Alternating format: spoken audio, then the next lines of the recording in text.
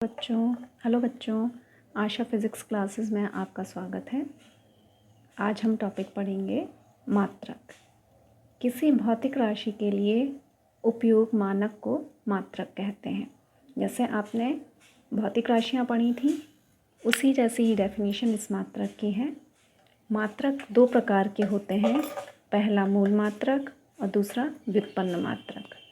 मूल मात्रक वे होते हैं जो पूर्णतः स्वतंत्र होते हैं और अन्य मात्रकों की आवश्यकता नहीं होती। मतलब मूल मात्रक जब बनते हैं तो उनमें अन्य मात्रकों की आवश्यकता नहीं होती है। व्युत्पन्न मात्रक वे मात्रक जो मूल मात्रक से मिलकर बनते हैं व्युत्पन्न मात्रक कहलाते हैं, जैसे घनत्व और आयतन। यही हमने व्युत्पन्न राशियाँ पढ़ी थी, व्युत्पन्न राशियाँ या मात्रक। अब मात्रकों की पद्धतियाँ क्या कहलाती हैं? मूल मात्रक और व्युत्पन्न मात्रक का संपूर्ण जो सेट होता है, समुच्चय, उसको मात्रकों की पद्धतियाँ कहते हैं। ये पद्धतियाँ 3 हैं, इसमें एक और जुड़ गई है तो 4 SI पद्धति हो जाती हैं। पहली है CGS पद्धति या CGS प्रणाली।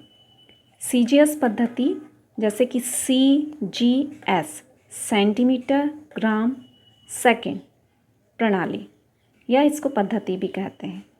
सेंटीमीटर ग्राम सेकंड पद्धति भी इसको कहते हैं। इसमें लंबाई का मात्रक सेंटीमीटर, द्रव्यमान का ग्राम, समय का सेकंड होता है। इसे मीट्रिक या दार्शनिक प्रणाली भी कहते हैं, या इसे मीट्रिक या दार्शनिक पद्धति भी कहते हैं। अब मीट्रिक और दार्शनिक प्रणाली भी कहते हैं तो मैट्रिक या दार्शनिक पद्धति वो पद्धति कहलाती है जिसके अपवर्त या अपवर्त 10 की घात के रूप में व्यक्त होते हैं। जैसे 1 किलोमीटर है, 1 किलोमीटर, तो 1 किलोमीटर बराबर होता है 1000 मीटर, मतलब 10 की घात 3। तो ये 10 की घात के रूप में अपन इसको रिप्रेजेंट करते हैं। दूसरी प्रणाली है MKS प्रणाली। MKS मतलब मीटर किलोग्राम सेकंड। लंबाई का मात्रक मीटर, द्रव्यमान का किलोग्राम और समय का सेकंड। तो मीटर किलोग्राम सेकंड पद्धति भी कहते हैं। लंबाई का मात्रक मीटर, द्रव्यमान का किलोग्राम और समय का सेकंड। MKS पद्धति जो है वो CGS पद्धति का ही बड़ा रूप है। ये जो पद्धति है MKS पद्धति, वो ये CGS पद्धति या CGS प्रणाली का विस्तृत रूप है। जब MKS पद्धति के साथ विद्युत धारा के मात्रक को जोड़ देते हैं, जब यहाँ पर MKSA कर देते हैं, क्या कर देते हैं? MKSA, S के बाद A आ जाता है, तब इस पद्धति को विद्युत धारा का मात्रक होता है एम्पियर, एम्पियर को A से रिप्रेजेंट करते हैं, तब इस पद्धति को MKSA पद्धति भी कहते हैं। इसके बाद है FPS पद्धति। FPS पद्धति, इस पद्धति का कम यूज़ होता है। Foot pond second. फुट लंबाई का मात्रक फुट, द्रव्यमान का पौंड और समय का सेकंड, मतलब फुट पौंड सेकंड प्रणाली भी इसको कहते हैं। लंबाई का मात्रक फुट, द्रव्यमान का पौंड और समय का सेकंड है। इसे ब्रिटिश पद्धति भी कहते हैं। FPS प्रणाली को ब्रिटिश पद्धति भी कहते हैं।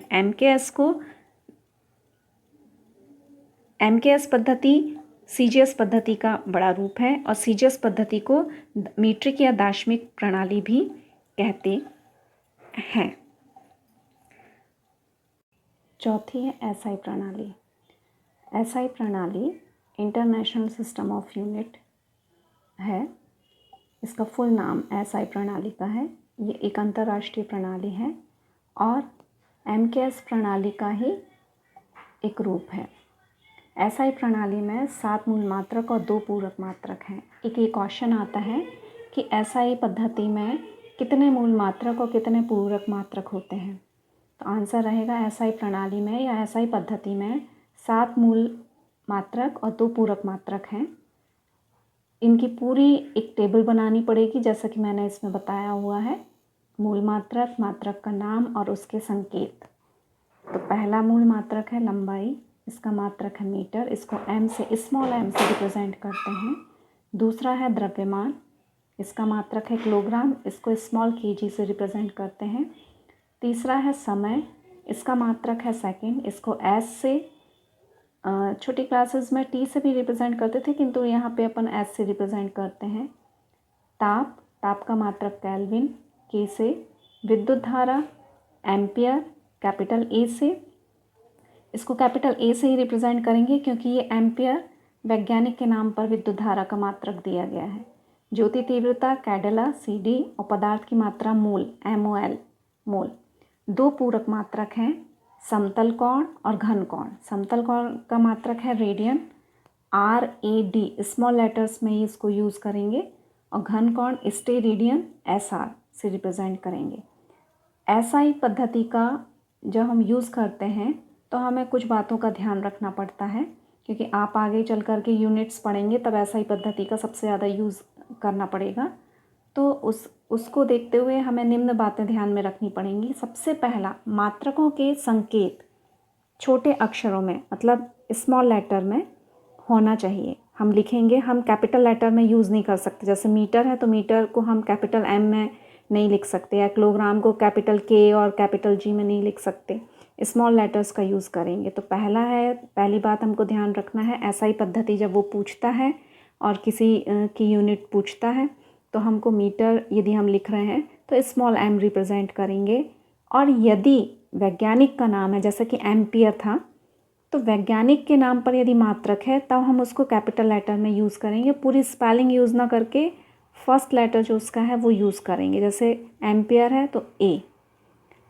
दूसरा है पॉइंट, संकेत के आगे कोई विराम चिन्ह नहीं लगाना है।